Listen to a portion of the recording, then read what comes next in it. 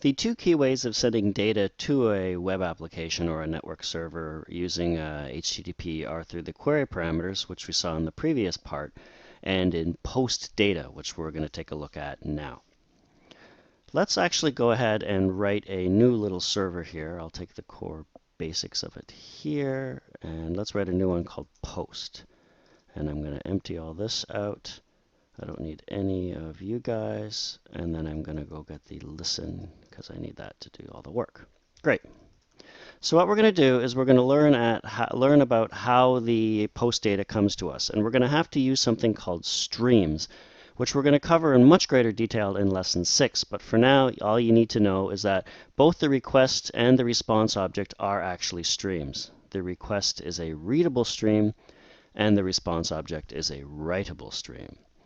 So the way you get the streams are basically event-driven pumps of data, and the way you get that information is you tell the stream that you're going to listen for certain events, and you do that by using the on method. And so what we're going to do is we're going to tell the request that when you give us a readable event, we want you to call our function. Similarly, we're going to tell the request that when you get an end event, we want you to call another one of our functions, like that. In the readable event, we are going to first create a body called a little variable called JSON data. Nope, let's actually put the JSON data there. We're going to be building up the JSON data that the request is sending us. So what we're going to do is we're going to get the data that the readable event has for us, what the request has available, and you do that by just calling data on the stream. Now we have to figure out what it is. If D is a string, we'll just say JSON like that. We'll just say the JSON data, just add the D to the end of it. Otherwise, if type of D is if it's an object and indeed it is a buffer, then what we'll do is we'll just say JSON data plus equals D.toString UTF-8, like that. Otherwise, we don't really care what it is, and then we'll just won't worry about it, okay? So we're building up our JSON data right now, and then by the end of the function, we should have a valid JSON data by the time the stream has finished all of its reading. So what we'll do here is we'll say if the JSON data, let's actually get an out. Let's build up a out parameter, or sort of an out string. If we don't have any JSON data, we'll say out equals I got no JSON.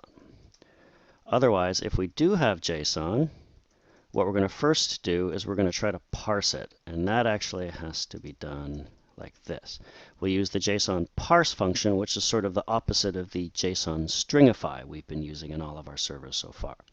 So I'm going to take JSON parse, and I have to wrap this in a try-catch because it will throw, if it doesn't like the JSON, it will throw an error. So I'm going to actually say JSON like that. And now I'm going to say JSON equals parsed. And I actually don't care if it fails. I'll just want to leave it as null. So I'm going to say if JSON equals null, let's just say if not JSON, then out is invalid JSON. Otherwise, we actually do have valid data, so I'm going to say out equals valid JSON data. And then I'll actually just add the JSON data to the end of it like that. Okay.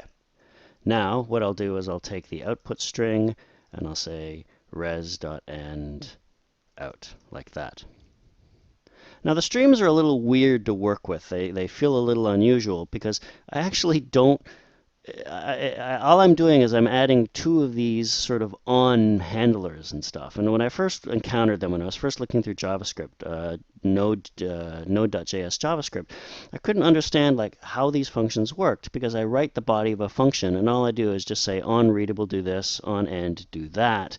And it was kind of weird like how that always works.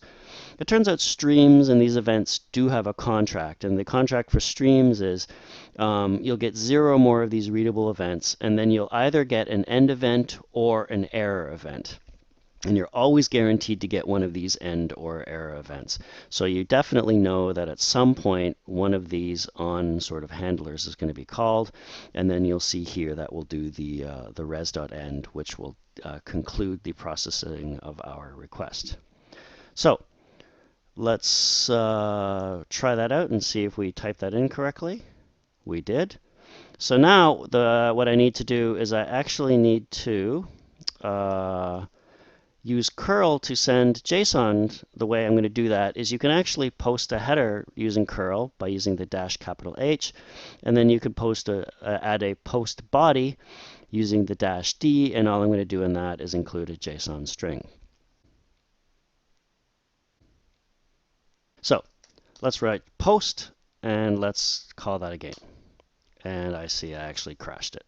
So I want to rec.data. Rec.data. It's actually not data, it's read, like that. Okay, so let's run that, and you'll see I got valid JSON data like that. So when I get a readable event, first thing I do is I do the read. I'm going to use the read and then the data returned from it to build up the JSON string. When the readable stream, the sort of incoming request stream, says I'm done, I have nothing else, I'm then going to slowly work my way through and parse that stuff and make it all work.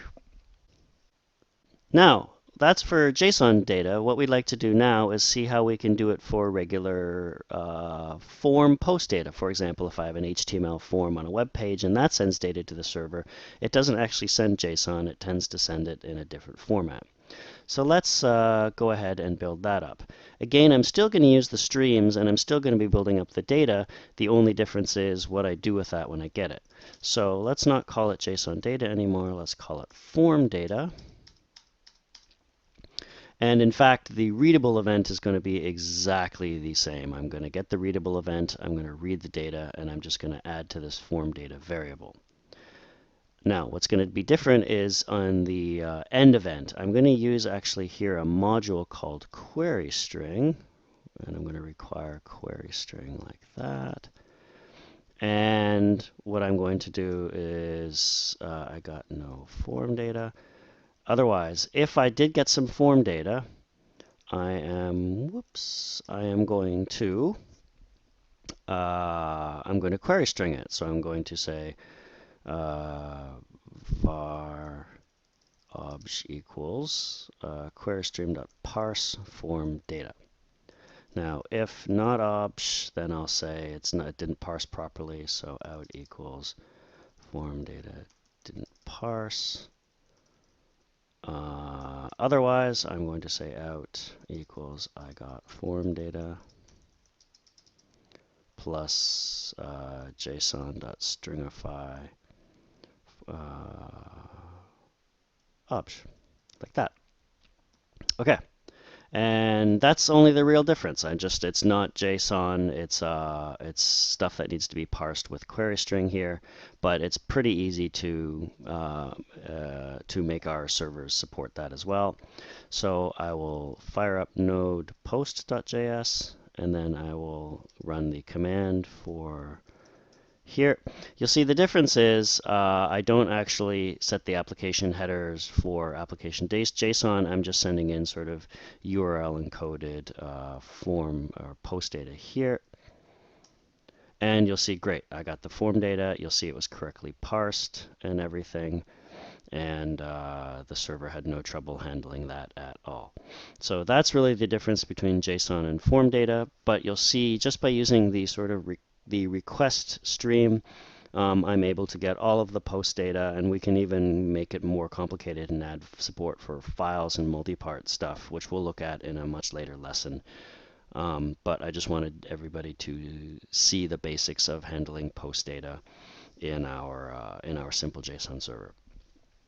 So that actually concludes lesson 4. We have now a fully working simple JSON server We can get a list of our albums, get a list of the photos within the albums, and we have a pretty good idea of sort of some of the basics of writing JSON servers. We know how to handle different URLs. We know how to sort of interact asynchronously with the file system and have that return data to the client. We can use query parameters to paginate things, and now we've seen how to work with post data. So before we go ahead and really expand our application server dramatically, in the next lesson I would like to take a little bit of time to talk about modules, because we've been using them a lot already and they will form the sort of core of our existence in Node.js, so we should definitely make sure we do that right.